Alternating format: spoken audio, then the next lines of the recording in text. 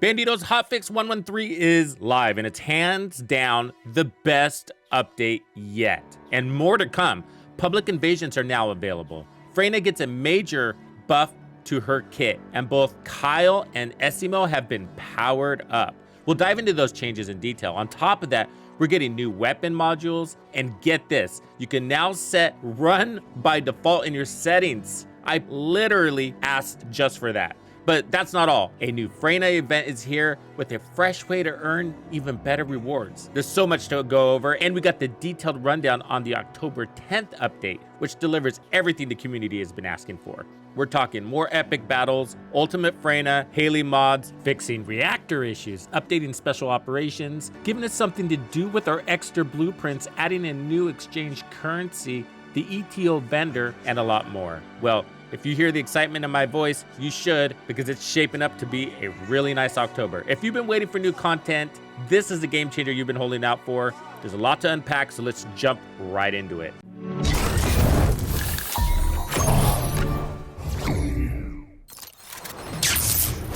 Tox makes it exciting! Okay, so HOTFIX 1.1.3 is live. It's across all platforms, running down from the top. So you can now start public operations in the invasion. That means matchmaking, and the number of monsters increases depending on the number of participants, which is great because we were all wondering about that. They have been making these easier. The question is, how easy? Well, they are scaling enemies, so there's that. I will be doing a full review on these changes. Stay tuned. And then Order of Truth, interacting with a drone now makes other drones despawn. Fortress, the Fallen Ark Void Fragment has been changed. Hello, folks. This is the bunny cave. At least it looks like it's still electric, but apparently what they did is expand the terrain. So I guess it'll be a little more running around than just jumping up and down. Huh, we'll have to see what that's about. We have traps in certain dungeons have been modified or deleted. This includes the Unknown Laboratory, Caligo Ossuary, the Asylum, the Biolab, Haven, Old Mystery, that's good. And the amount of HP orbs and ammo dropped by scout monsters roaming the field has increased. That's good. We've all been saying they felt a little stingy on the ammo side, so hopefully this helps that. So Descendants. All right, here we go. Eugen's hyperactive healing ground skill now heals HP after granting purification rather than before. So after than before. Okay, improves certain skills of Freyna, Keil, and Eseimo. I know we're all excited about Freyna particularly. Fix an issue where the Room Zero trauma was set as poison, making it impossible to deal damage to the toxic Colossus. That's awesome. The effect of contagion links has been changed as follows. So I'm just gonna go through this as quickly as possible, and we'll cover this in more detail in a later video. So killing an enemy inflicted with Room Zero trauma has chances to spawn a toxic puddle on the place where the enemy was killed. Oh, cool. Enemies receive damage and get inflicted with Room Zero trauma upon contact with that toxic puddle. Wow, that's great. So more random AoE. And then the damage Room Zero trauma has been increased, and it has been adjusted to apply the toxic reaction effect instead of poison. The toxic reaction effect deals this. So you're gonna get more damage compared to the previous poison effect. All right, so she just got stronger and can be applied simultaneously with panic, despair, and decay nightmare effects. So it looks like what they did is renamed all the types of poisons that she can give so that you can stack them, because that was one of the main complaints about Freyna's kit, is that you couldn't stack her poisons, so you'd be wasting your skills if you hit the enemy with two different skills. So now they're giving them each their own unique type of poison identity, which will or should allow them to stack. Venom Trauma increases the damage of Room Zero trauma, and it now inflicts panic rather than poison. Venom Trauma is her number 1. So increase the damage of Room Zero trauma, and it now inflicts panic rather than poison. There's that unique identity for it. So the panic effect deals more damage than poison did previously and can be inflicted together with toxic reaction, despair, decay, and nightmare. Again, stacking. Increase the damage of the projectile, so flat out just more damage, and then increase the duration and range of toxic puddle and added continuous damage. So shoots toxic bullets, so this is the same skill, Venom Trauma. So shoots toxic bullets that deals damage to hit enemies. The toxic bullet explodes, creating a toxic puddle and granting the Room Zero trauma effect to affected enemies. Room Zero trauma inflicts damage over time. When an enemy with Room Zero trauma dies, it grants the Room Zero trauma effect to nearby enemies. Well, one thing is that these changes are live, and or they're supposed to be, and it doesn't say panic anywhere. That makes me panic a little bit. Next, defense mechanism and toxic stimulation.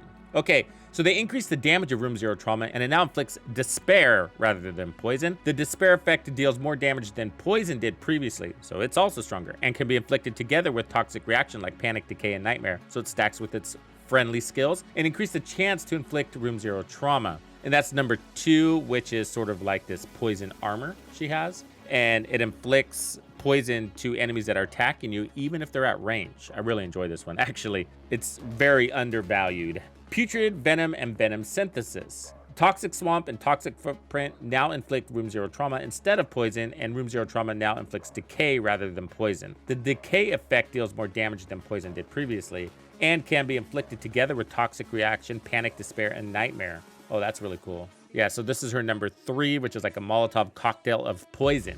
And then Venom Baptism, which is the unique weapon, increase the damage of unique weapon, which is crazy. And then they decrease the damage of room 0 trauma, and it now inflicts nightmare rather than poison. So the nightmare effect deals less damage than poison did previously, and can be inflicted together with toxic reaction, panic, despair, and decay. So they want this one to be based more off of skill damage than the poison effects, it looks like.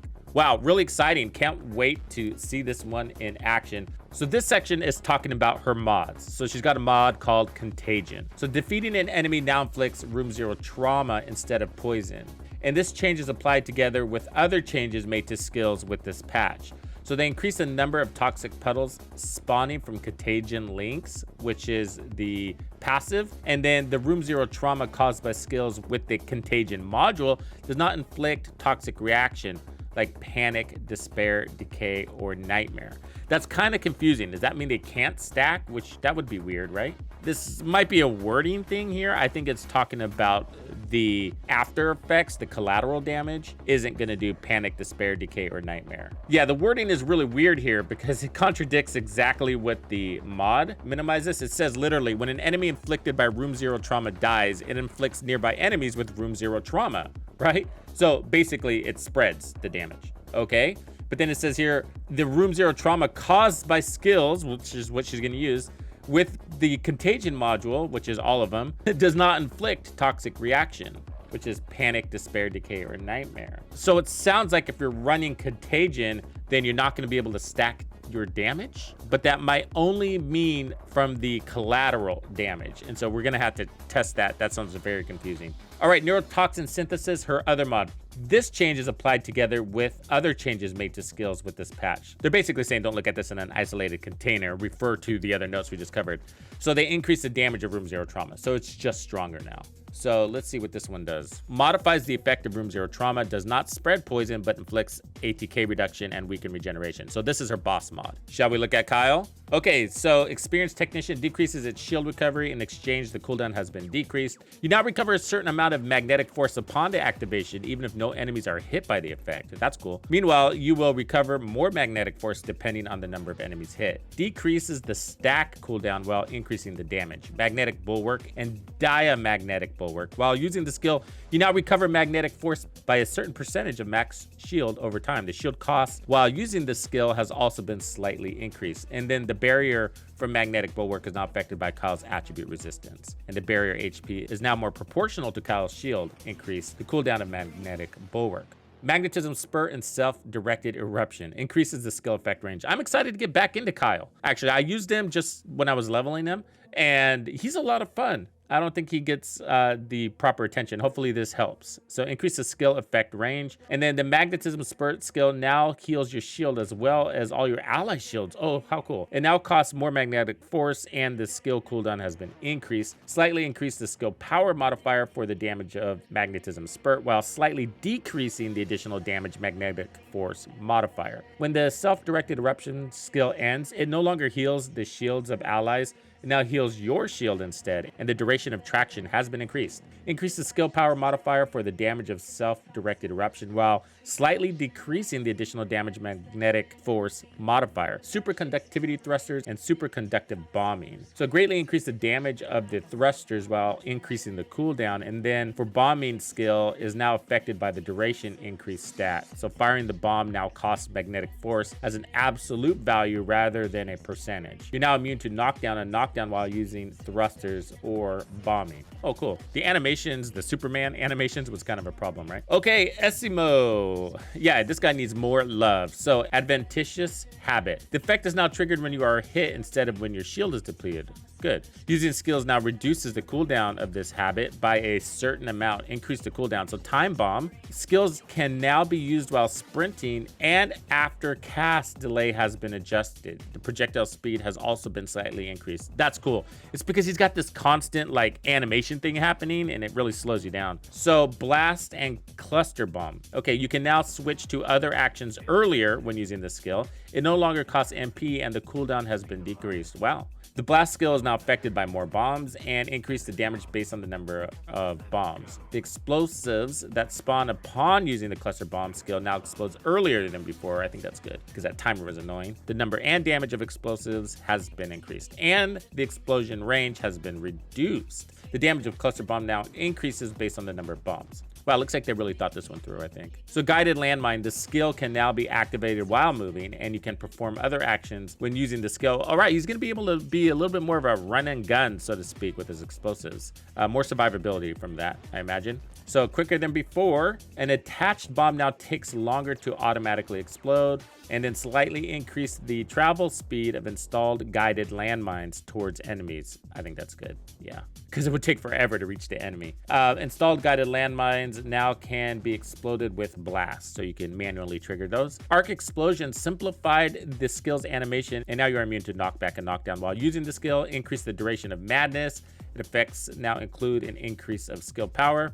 Explosive evade, increase the maximum number of guided landmines that can be installed. Explosive propaganda, you can now use the skill while moving. This skill can be stacked now, and the cooldown has decreased slightly. An installed explosive propaganda is now properly affected by Eseimo's HP and defense, and its damage has been slightly reduced. Creative explosion, they simplified the skill's animation, and now you are immune to knockdown. And then the number of bombs that affect the blast skill when equipped with the creative explosion skill module has been increased. It's the skill power modifier, increase per stack, and increase the duration of madness, and also increase the cooldown decrease effect. Oh, that was a mouthful.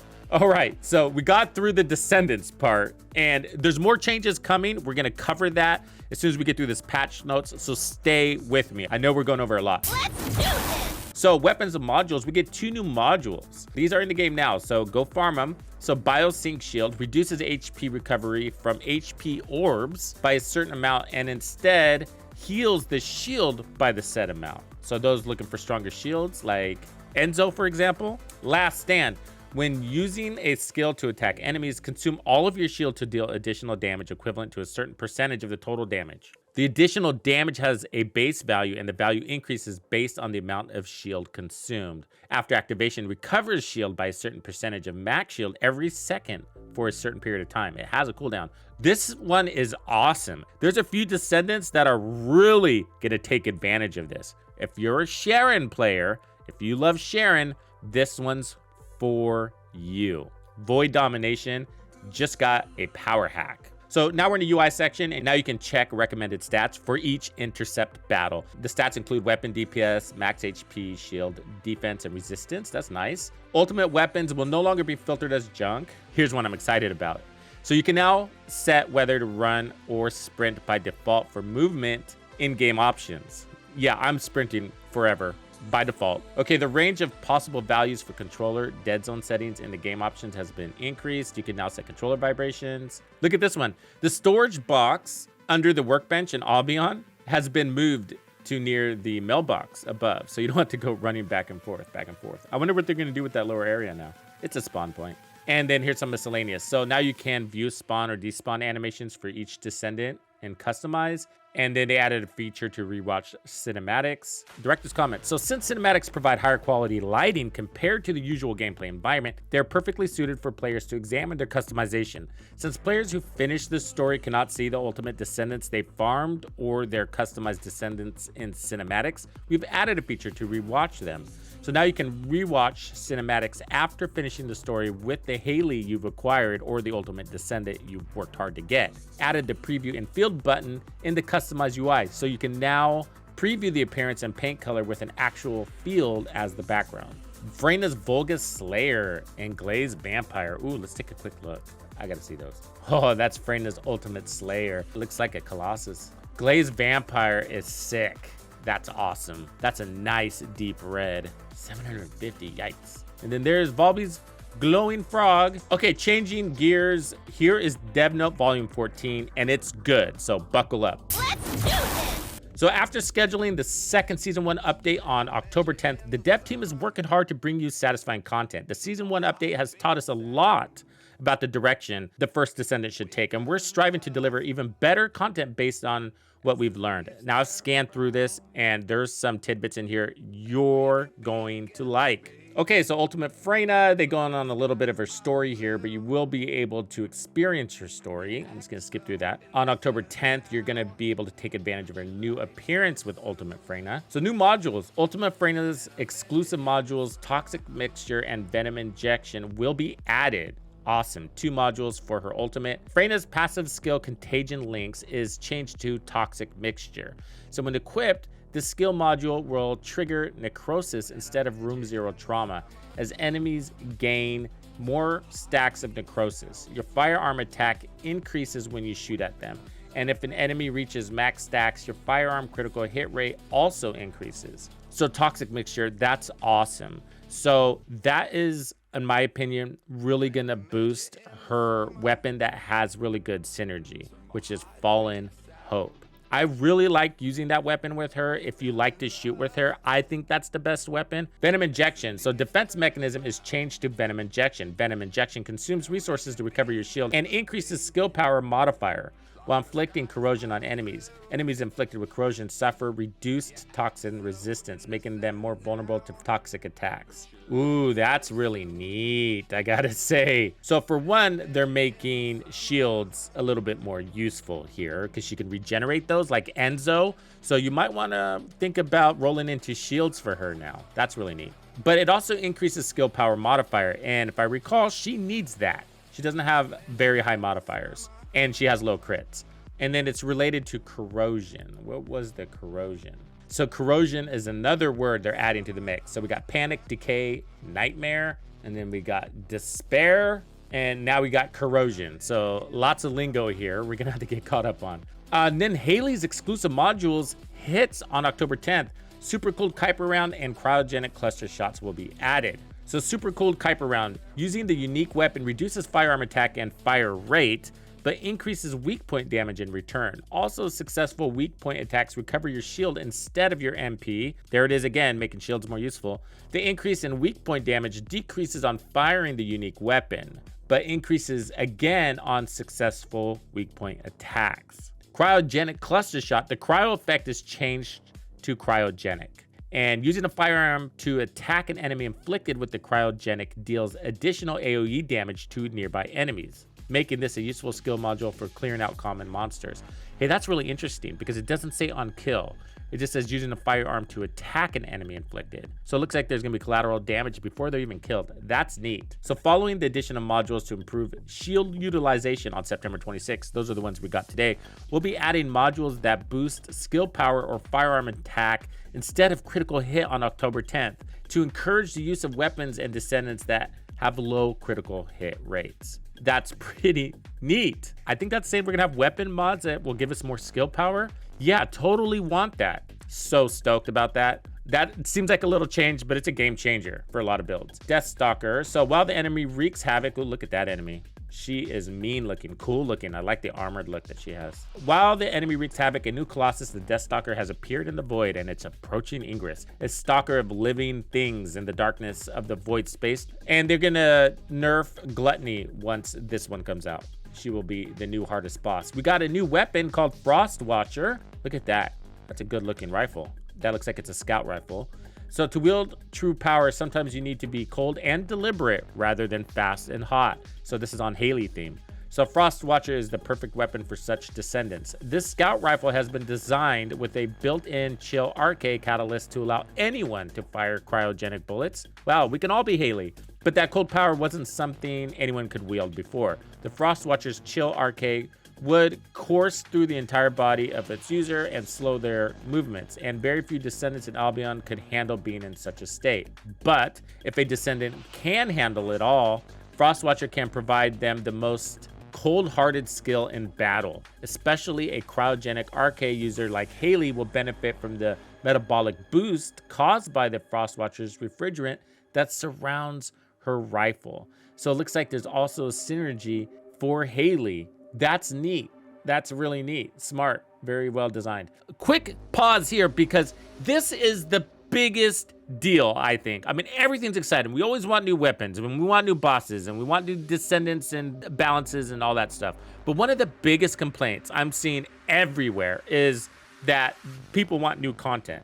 Now, I get that these aren't new missions, but a lot of those missions feel stale because the battles don't feel epic. And so this personally is what I'm looking for. I'm looking for more epic battles. And so in some of the other looter shooters that I play, those fights are formidable. I mean, I remember when they introduced legendaries in the Division 2, like when they first came out, it would take the community like 3 hours to go front to back. You know, it was hard, right? Because sometimes you'd fail and you'd have to start over. But they were just more memorable and lasting fights. It was lots of action. It was tough, whatever. So they bring a higher difficulty to the same missions we have. So I get they're not just brand new missions, but this is going to make those missions way more exciting because it's just way too easy. And I know for you new players, you're saying, oh yeah, it's easy for everybody who's got maxed out Descendants and everything. Yeah, totally. But the problem is that a bunny just runs through and clears everything, and there's not even a shot you can put out for your ultra strong, super powerful Descendant that you've maxed out. So even if we had maxed out Descendants, it didn't matter because an average bunny, a weak bunny, would roll through and just clear it all out anyways. So more epic fights are what we need, and that's what they're bringing us. And that's going to make the game just all around more exciting. And there's more to this, okay? So this is just part one, so stay with me here. Okay, on October 10th, we're also introducing new 400% infiltration operations. That's the point modifier, basically more experience you're gonna get by fighting this. So that's gonna be more experience for your Descendant, they're gonna level up faster, and more weapon XP, hopefully, with more monsters and loot to enjoy. So you can choose the 400% option in infiltration operations with the invasion event, and continue to participate after you stopped the invasion. So 400% infiltration operations feature a greater number. That's kind of confusing. So you can choose the 400% option in infiltration operations with the invasion event and continue to participate after you stopped the invasion. So I think they're gonna rotate, is what that's trying to say there. So you could do it with the invasions, and then you can do it in that zone that the invasion was in for that day. And then the next day when the invasion's reset, the 400% option will be in that zone. I think that's what it's saying. We'll have to see. So 400% infiltration operations feature a greater number of monsters and enhanced monsters than other dungeons, allowing you to fight endless battles. I love that word, endless battles. Keep giving me more endless battles. I want to kill lots of trash mobs with my AoE. The final battle, which pits you against 2 named monsters at the same time instead of 1, is a unique feature of this content. With more monsters appearing, you'll be able to plunder a deluge of loot. And 400% infiltration operations, more loot. This includes an exclusive currency obtained only in 400% infiltration operations, which can be used to obtain special items that can be traded to ETA 0. So a new resource is being added to the game, a type of currency for the new vendor they call an ETA 0. Okay, let's go into ETA 0. So every Friday to Sunday, a mysterious merchant, ETA 0, visits Albion.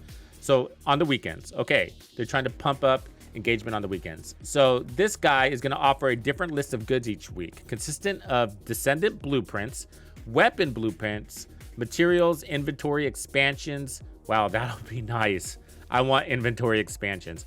Paints, etc., which require standard ETA vouchers or premium ETA vouchers to trade. These vouchers can be obtained by playing the 400% infiltration operation and exchanging, here's the keywords, surplus weapon blueprints. Yeah, so all those extra weapon blueprints, awesome. What about the Descendant ones? So in addition to the rotating shop, ETA 0 also offers the feature to exchange surplus weapon blueprints for ETA vouchers. Cool. However, due to the limited amount of goods he brings, the amount of blueprints that can be exchanged each week is also limited. So you can exchange a bunch, but you're gonna only be able to spend so much per week. So they're dripping that a little bit. We're also planning new content, but what about the Descendant stuff, right? It's not saying anything about the extra Descendant stuff. Those are worse than the weapon blueprints. because at least the weapons you can farm out, you know, for each weapon. But for Descendants, you get that Descendant, and then you just keep getting that Descendant. What are you gonna do with that stuff? That's a bigger issue. Descendant blueprints are a bigger waste. We need those to be able to be exchanged. We're also planning new content that will consume surplus blueprints even after the ETA 0 is added. For now, ETA 0 will serve to consume some of the surplus blueprints, but will continue to expand opportunities to utilize them more effectively. Well, there we go. Maybe they're reserving for that. Okay, celebrate Halloween in Albion. So they're gonna bring in some decorations here with that October update, and the rest of additional season 1 updates here. This one's big too. This one's gonna be great. So the resource defense special operations have been underplayed compared to mine blockades due to long playtime, low monster density, and sprawling placements. I agree with that a little bit. The low monster density is the part that was annoying, I think, but the long playtime was kind of cool. You know, if you're looking again for those more epic battles and, you know, you don't want to keep hitting load screens or keep matchmaking, I liked the longer gameplay.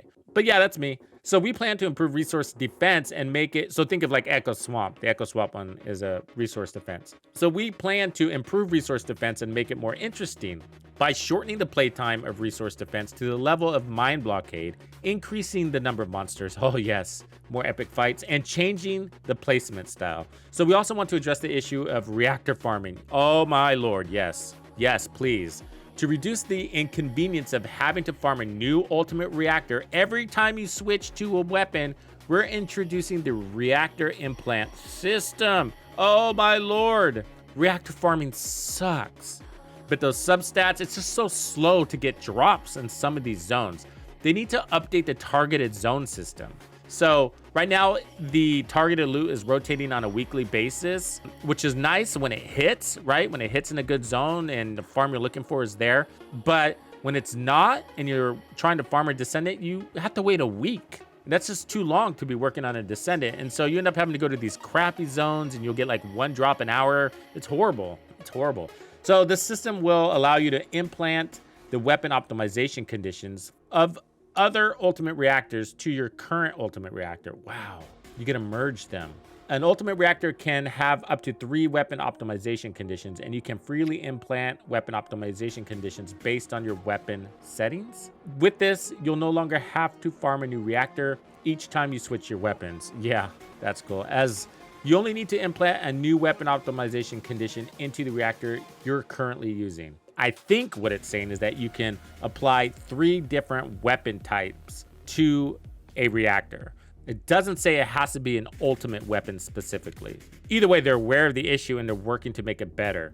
Did they address some of the issues you've been having? Does the increase in difficulty in content or the more epic battles and things like special operations, is that gonna boost your excitement? Let us know in the comments below. Thank you for hanging out with me. My name is Tuxedo Bandido. That's Tito Bandido. One and only. And this was another episode of The First Descendant. If you found this video helpful, subscribe, like, and turn on notifications to ensure you don't miss out on the fantastic experiences waiting for you in The First Descendant.